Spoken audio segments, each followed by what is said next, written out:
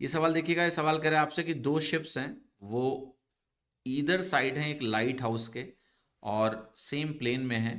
जो angle of elevation है top of the lighthouse is observe from the ships are 30 degree and 45 degree respectively. If the lighthouse is 75 metre high, the distance between the two ships is correct to 2 decimal places.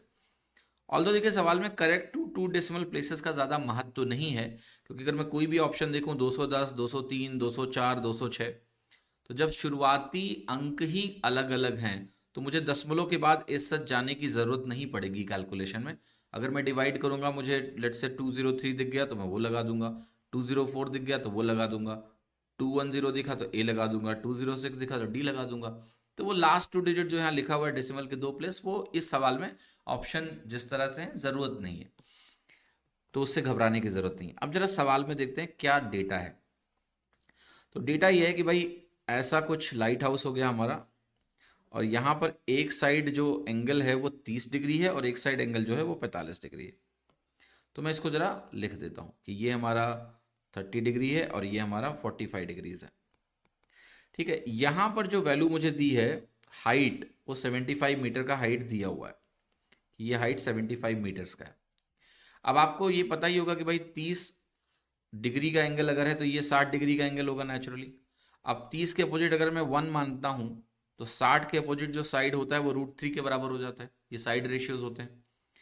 और 45 के opposite अगर आपने 1 माना यहाँ पर तो ये value आपकी ये भी 1 हो जाएगी, क्योंकि ये भी 45 डिग्री बनेगा। 45 45 90 ट्राइंगल में दोनों परपेंडिकुलर साइड्स इक्वल होती हैं, तो ये भी 1 1 हो गया। अब मज़ेदार बात ये है कि अगर दो शिप्स के बीच की दूरी पूछी जा रही है मुझसे, तो ये दूरी पूछी जा रही है, तो ये दूरी किसके बराबर हो गई आपकी? √3 + 1 के बराबर हो गई। कब? जब हाइट हमारे लाइट हाउस की 1 है, तो ये वैल्यू किसकी है बराबर है? √3 + 1 के बराबर है। तो अब मैं इसको फिर से करता हूँ कि ये 1 यूनिट, ये हमारा √3 यूनिट, और ये हमारा हो गया सिंपली 1 यूनिट। तो 1 यूनिट की वैल्यू मुझे दी है 75 मीटर्स, और मुझे √3 + 1 यूनिट की वैल्यू निकालनी है। तो ये वैल्यू क्या बनेगी? 75 इंटू √3 + 1। अब एक बात बताइए मुझे, ये अगर 75 है, √3 + 1 को मैं क्या लिख सकता हूँ? 2.73, क्योंकि √3 की वैल्यू मैं 1.73 लिख सकता हूँ। ठीक है, तो जैसे मैंने ये मान लिखा, अब आगे क्या करना है मुझे? आगे बस एक चीज़ का ध्यान रखना कि थोड़ा कैलकुलेशन कैसे करना है। 75 से यहाँ गुणा करने जाओगे, समय थोड़ा अधिक लग सकता है आपको। आप डायरेक्टली एक काम ये कर सकते हैं कि यहाँ पर जो 75 है, इसको सोचेंगे हम लोग कि 75 की वैल्यू 300/4 होती है, और इससे आपकी कैलकुलेशन सिंपल हो जाएगी। 75 को मैं लिखूंगा 300/4 इंटू 2.73।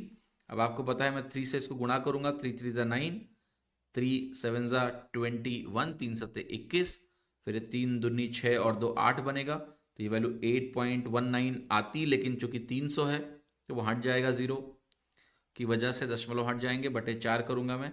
अब इसको मुझे क्या करना है? डिवाइड कर लेना है। तो ये बनेगा 4 दूनी 8, और ये 19 की जगह 20 होता तो 5 आता, 205 बन जाता।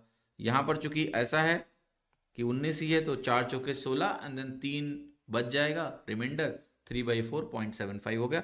204.75 हमारा आंसर क्या हो गया? सी के बराबर हो गया। That's the right answer. और इस तरह से आप सी यहाँ से